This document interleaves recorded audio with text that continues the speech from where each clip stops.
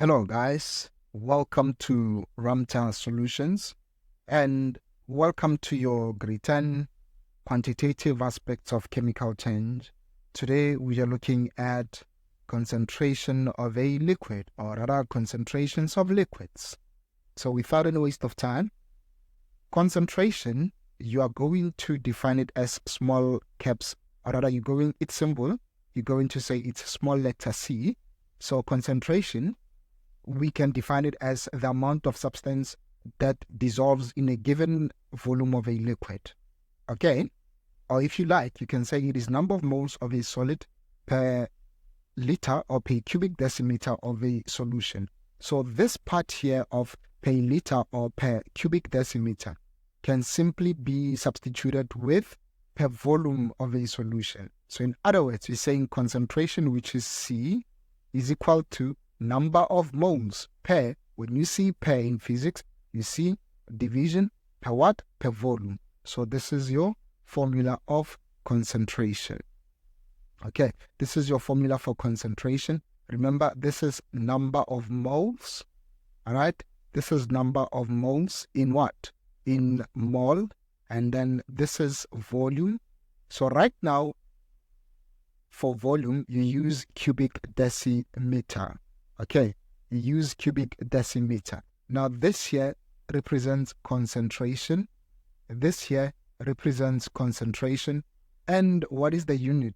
The unit for you, because you're in grade 10 or in high school, the unit are mole per cubic decimeter. Okay, the unit for concentration are mole per cubic decimeter. Remember guys, when we talk of concentration, we are talking of the amount of substance that is dissolved in a given volume of a liquid.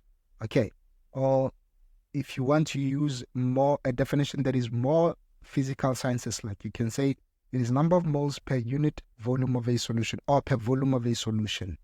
Okay, per volume of a solution. All right, so this is concentration. Remember to note that this is number of moles. Now, we can rearrange this formula. You know, guys, that you have said number of moles is equal to mass over molar mass.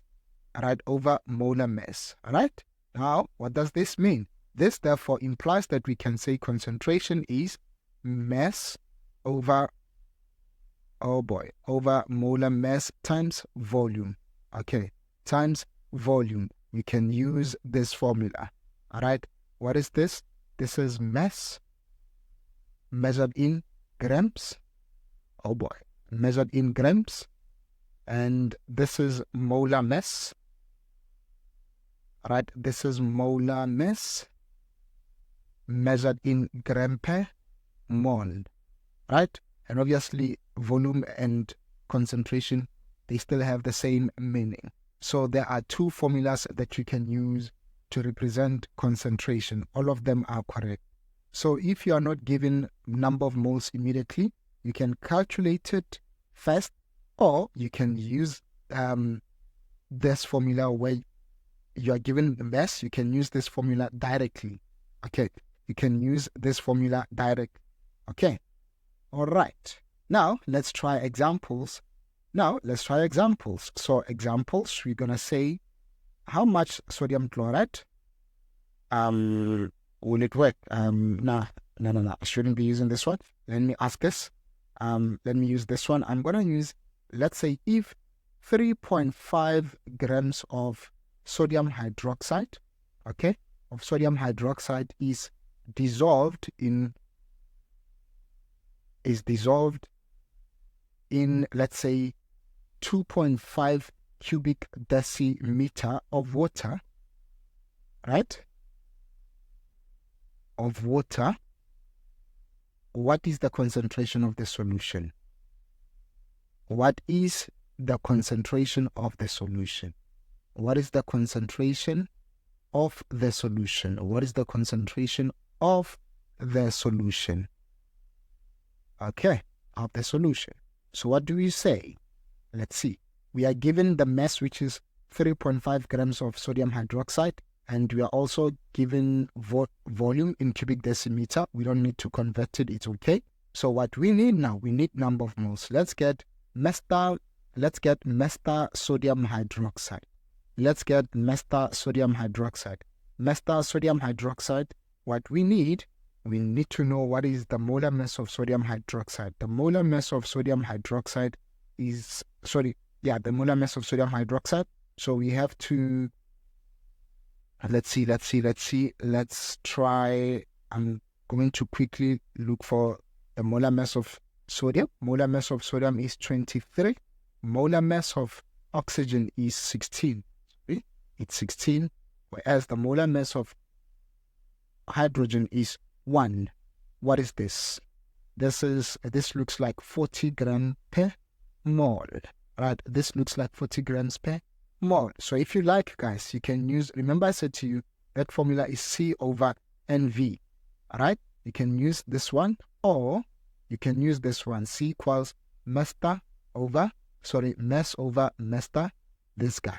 Mass times volume. So we can reuse this one here or this one here. However, because we are given the mass, let's use this one here. Okay. We will say this is C equals, what is the mass? 3.5. What is the molar mass? It's 40. What is the volume? The volume is 2.5. The volume is 2.5. Right? The volume is 2.5. Now let's get our answer. 3.5 over 40 times 2.5. What is our answer? Answer is, you see, it is 0.035 mole per cubic decimeter. Right? It is 0.035 mole per cubic decimeter. Right? This is your volume. Okay, sorry, this is your concentration. Okay, 0.05 mole per cubic decimeter. Remember I said it's up to you which formula you are using. If you use this one, you will have to begin by calculating the number of moles. Maybe let's do it so that we conclude this. You will say option 2. Let me use a different color. Option 2, you will say number of moles is mass over molar mass. What is the mass? It is 3.5. What did we find our molar mass to be? We found it to be 40, right? We found it to be 40. So 3.5 over 40, what is it? It is, do not round off, guys, because it's in the middle of your calculations, 0.0875 moles. Now concentration is number of moles over volume. What is this? It will be 0.0875 over 2.5. Let's see, divided by divided by 2.5, not 0. Divided by 2.5. What is this? This is 0.035 mole per cubic decimeter. Okay. This is how you do it, guys. Okay. So this is how you calculate your concentration. Remember, pay attention that your volume is in cubic decimeter. Okay. Pay attention that your volume is in cubic decimeter. And obviously, you know that number of moles will always be given as moles. If you are not given number of moles directly, say you are given mass, you can use this formula, or you can calculate number of moles first and come to this formula. Okay, so this is how you calculate concentration, guys. Okay, this is how you calculate concentration. So with that being said, it's a wrap and bye-bye.